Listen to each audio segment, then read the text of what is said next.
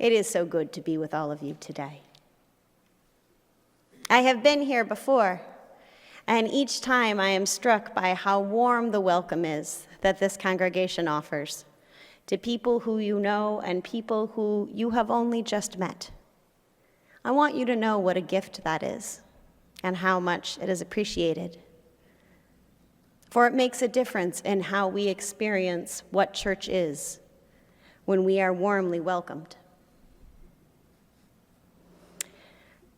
I want to start this time with sharing a bit of welcome to you about who I am. As you may have read or indeed heard this morning, I have been a UU minister for over 20 years now. And I currently live in Portsmouth, New Hampshire, where I serve as the Star Island Corporation Minister and the Beloved Community Project Manager. But although I have been living on the East Coast for most of my ministry, in fact, nearly all the 20 years I've been a minister, I've been on the East Coast in Massachusetts and Rhode Island and New Hampshire. I am not originally from here. I was born and raised in South Minneapolis in Minnesota. And despite living here for so many years, I've been lucky enough to travel back and forth to Minnesota several times each year since I moved here, staying with my mother and visiting our family. My husband and kids and I have become adept over the years at booking the easiest flights from Logan to Minneapolis, settling in at my mother's house and treating the city as a second home. It was several weeks ago now, after Immigration and Customs Enforcement, or ICE, began their surge in Minneapolis, that I began hearing from my friends and family, people in my world, about what it was like there. One friend, who I was in Sunday school with at the Unitarian Universalist church that I was raised in Minneapolis, is now a high school teacher. And he had a student kidnapped by ICE on their way home from basketball practice. My cousin's favorite restaurant closed indefinitely. He wrote me in a furious text because the family who ran it had to go into hiding in their own home, unable to go outside for fear of being taken. Another of my relatives got a concussion from ICE after she was blowing a whistle in her neighborhood, and the federal agents knocked her to the frozen ground with such force that she blacked out.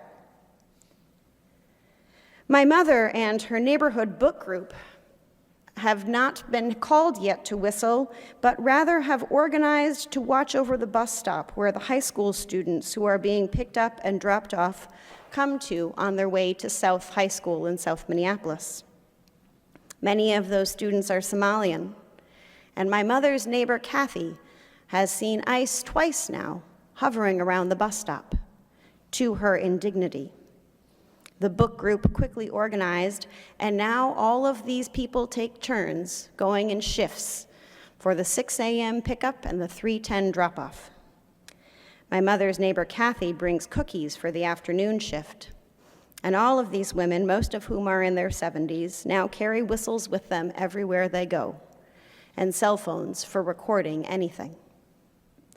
They are serving as bodyguards for children who are juniors in high school. I started hearing about these things from my friends and family before it became news in such a way that it was.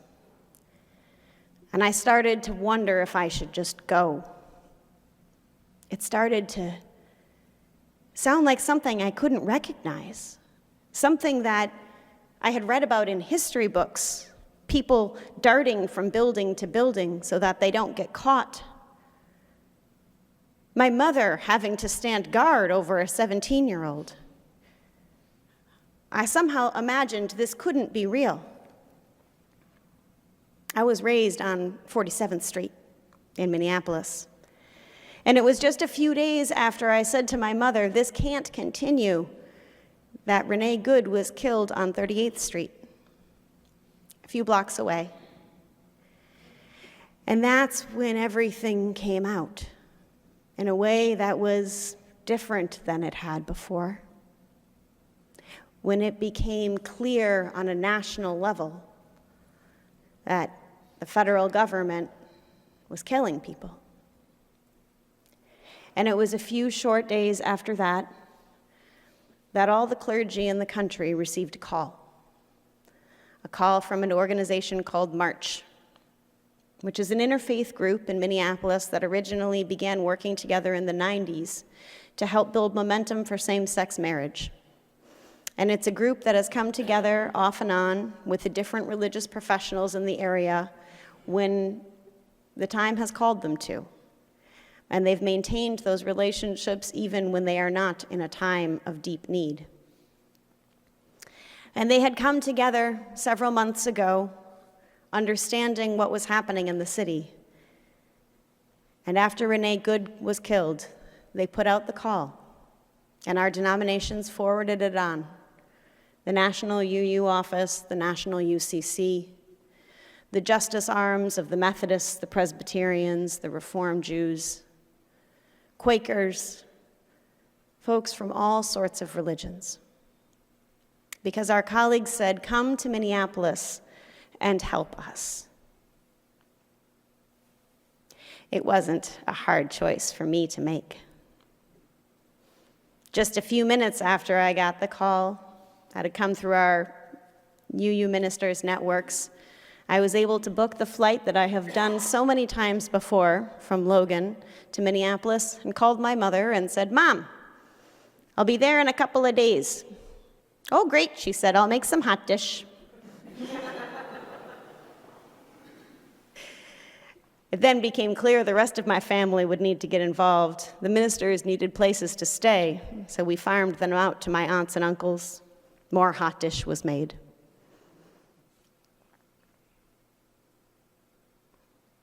It was a strange thing to go back to Minneapolis and stay at my mother's house during a national crisis.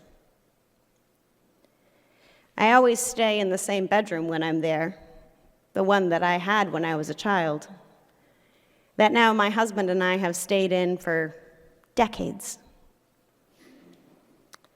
And in that room, we have a piece of furniture. We call it the green couch. It's the overflow spot. Do you have anything like that in your house? The overflow spot? In our bedroom at my mother's house, it's often the place where my husband Eric will toss his sweatshirt after he goes for a jog around the neighborhood, or where I'll put my sewing, or my purse. Around Christmas time, it's covered in presents. All the things we bring to Minnesota, and especially when the kids were little, the enormity of the things that we then bring back with us to the East Coast. Why are children's toys so huge? That's a good question. This is the place where things land, in our bedroom. And a few days into the clergy call, after I had spent some time with my colleagues and some time with my family, I was looking at this green sofa that has carried so much of my life and noticing some differences. One of the first things I noticed that was on the green couch was not the detritus of my husband's jogs, but rather my heaviest pair of ski leggings. The kind I don't normally bring to Minnesota, despite the fact that it's quite cold there. But when I'm usually in Minneapolis, I'm with my family. I'm indoors.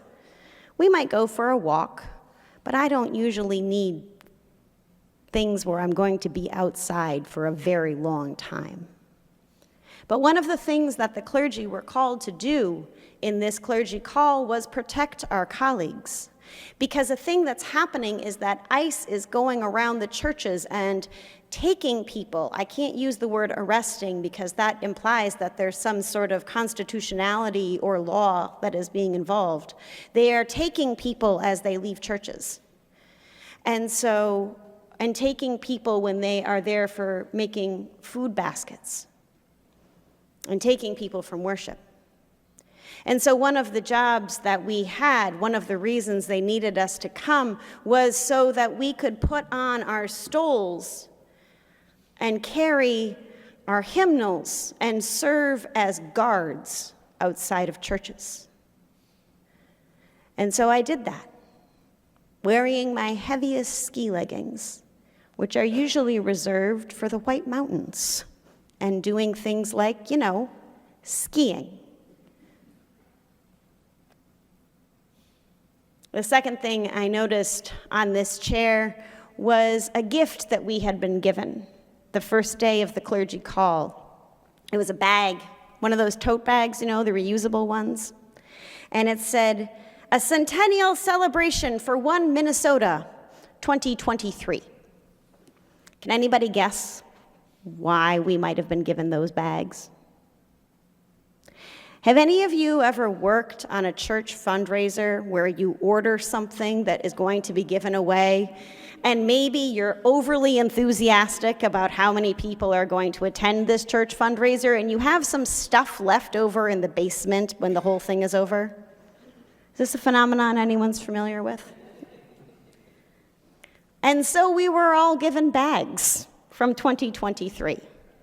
A phenomenon that for us clergy was so familiar it felt just like a warm hot dish. The third thing I was able to bring with me. Where did it go? It must have had legs. It must have had legs. It was right here. Yes, my hat. Do you have my hat? No. I need it.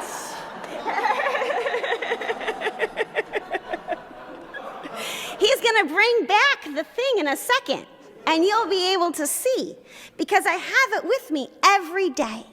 And I brought it with me to Minnesota, and I tossed it on my green sofa. And the reason I tossed it on my green sofa is because in addition to patrolling outside of churches, my hat, this is my everyday hat. You would think it keeps you warm enough, but when we were in Minnesota in January, it was negative 35 degrees. And this is insufficient headwear. So instead, I had to put on an entire ski mask, which covers you from here all the way down to here, because if you have exposed skin in negative 35, you get frostbite very quickly.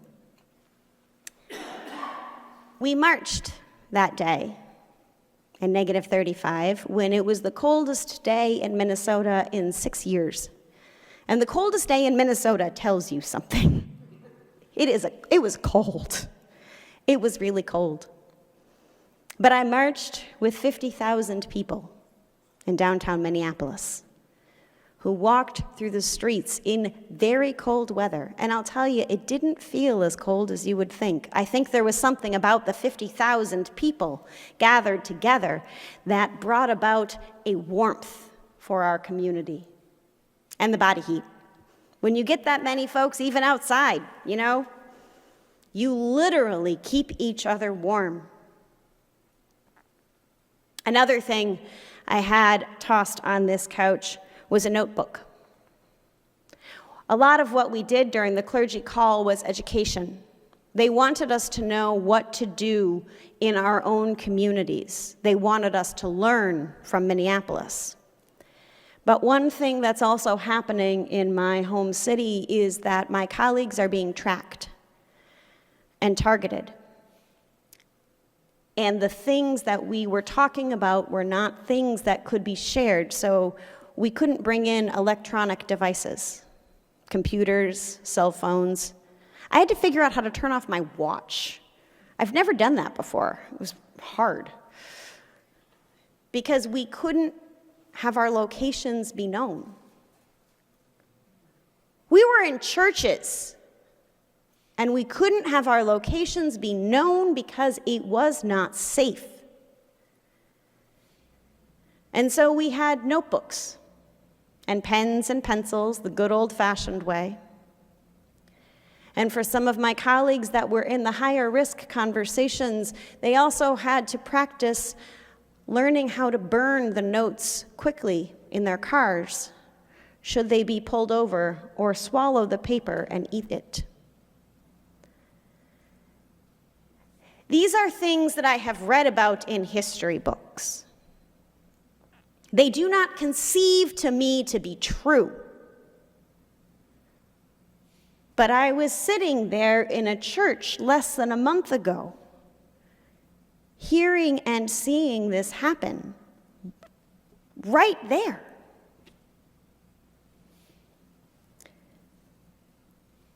The last thing that was tossed on the couch, nestled between my ski leggings and my hat, was the respirator my husband sent with me. He uses it when he is stripping paint in our house. He's kind of a DIY kind of guy. And he likes to use things that he thinks are really going to work, so sometimes they smell a lot. And so he has this respirator. It's got these big filters like this. And they asked us to bring respirators if we had them, because you can't buy them in Minnesota anymore, because the tear gas is so frequent that sometimes you don't know when you're going to need it. When we were walking on the streets that I have known my whole life, there were pools of vomit frozen in the snow, because when you breathe in too much tear gas, you can't process food anymore. And so I had this respirator that I didn't have to wear while I was there, but had to bring with me. I look like something out of Star Wars with that thing on. Big and heavy. And then with my layers and my jacket and my stole. What a strange picture I was. But it was what we had to do for the moment that we are in. And I'm telling you all of this morning for a couple of reasons. The first is that you need to know. Because I am part of your community. I'm not here every week, but I have been here before. And some of you have been to Star Island, and some of you might know me, and you might trust me. And I want you to know that what I'm telling you is true. It's hard to believe. It's hard to understand or conceive of, but it is what is happening. I've read books about Berlin in the 1930s.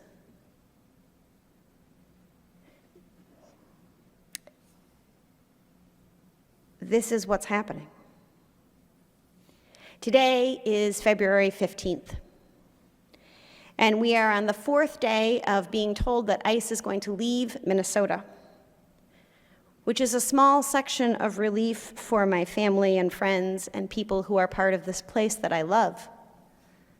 Thus far, we have no evidence that they're leaving Minnesota. They're still doing all the same things they've been doing.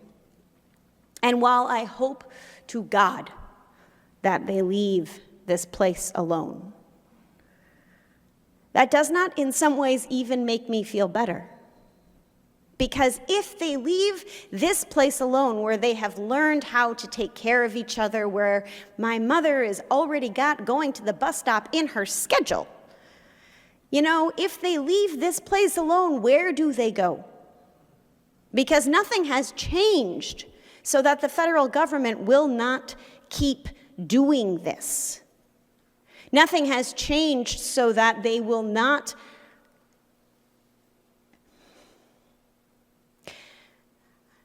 They issued the clergy call after Renee Good was killed. We were supposed to be done on Saturday night. And it was Sunday morning that they killed Alex Preddy. And we got suddenly these notifications.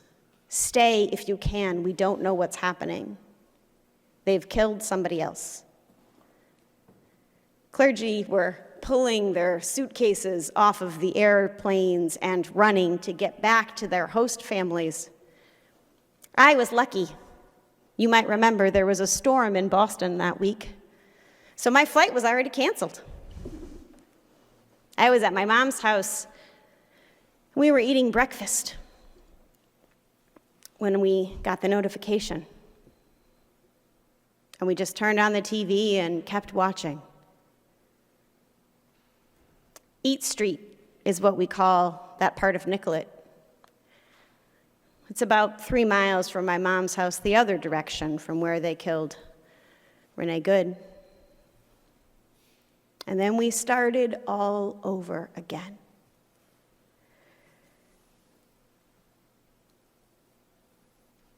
I want you to know one of the things that I learned in Minneapolis. Not just what I learned from what I saw and what I experienced and what I felt in my soul, but an academic truth. I mean academic like history, which is that the United States today is in an essential moment of transition. And as we speak, there is an attempt by those in power to create an authoritarian and fascist government. This is not a secret, but it is something we do not always state as clearly as we could. Today, in this moment, as a person of faith and who has lived this with my own experience in my own hometown, I want you to know that the choices we make matter. The choices we make individually and collectively for the next 10 to 12 months will decide the future of this country for generations to come.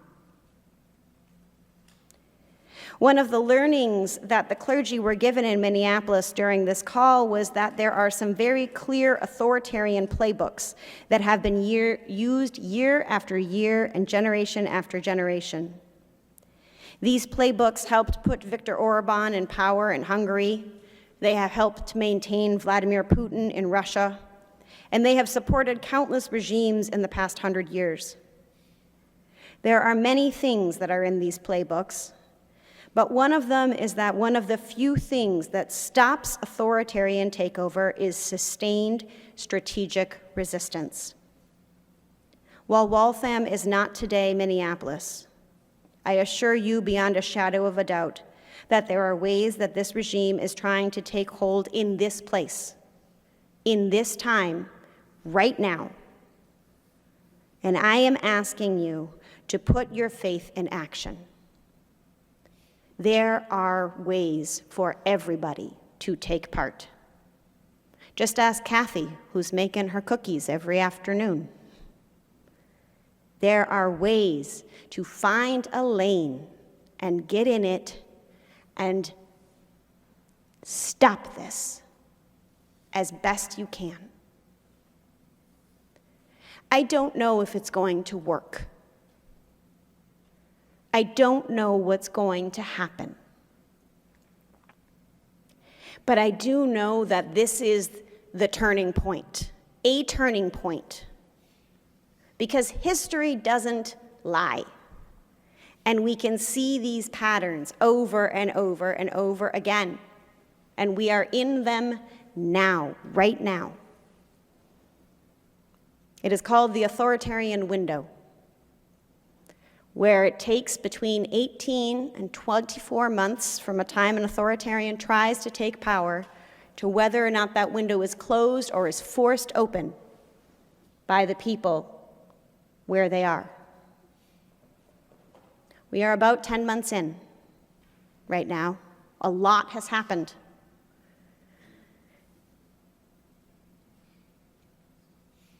I myself am annoyed by having to fight authoritarianism. I would rather be skiing. I would rather be spending time with my husband. I would rather be doing so many things. But this is not a time where we get to make that choice. One of my fairly far distant cousins was at my mom's house when I was there. And she was there late one night after I came back from patrolling at one of the churches. I was out till about 10 that night. They needed clergy at the murder sites because we were trying to help people stay calm as folks would come by and try to get people riled up.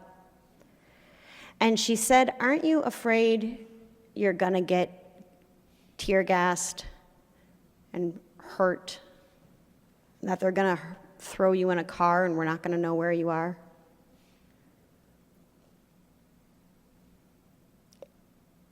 She's 25. And I told her, of course I am. But I am more afraid of not being able to look myself in the face. Because if this goes in 2 years and I haven't done what I can, I don't know that I will be able to look myself in the face. So I'm asking you to find your lane. I myself have made an anti-fascist calendar that I've added to my Google apps. I don't know if any of you use Google Calendars or Apple Calendars. I have one for my family that keeps track of things like dentist appointments and lacrosse games, and one for work that keeps track of my meetings, and one for our summer vacations, and now I have one labeled anti-fascism. And I have to make sure that I put 2 to 3 hours a week at least in doing things to stop fascism, usually on Tuesdays. Find your lane. Go to sidewithlove.org at the UUA, or Indivisible, or 5 Calls, or talk to someone in this congregation who's connected in this work. Find the place where you can make a difference in this moment in a sustained way, in the ways that we can until we are all safe. Do not let us become a statistic. Because as we heard about in the reading this morning, nonviolence, it makes all the difference. Sometimes it's the only thing that can, but it is tremendous. And we together are greater than any fear. May we bring our whole selves to this moment and live our faith out loud. For the world is depending on us.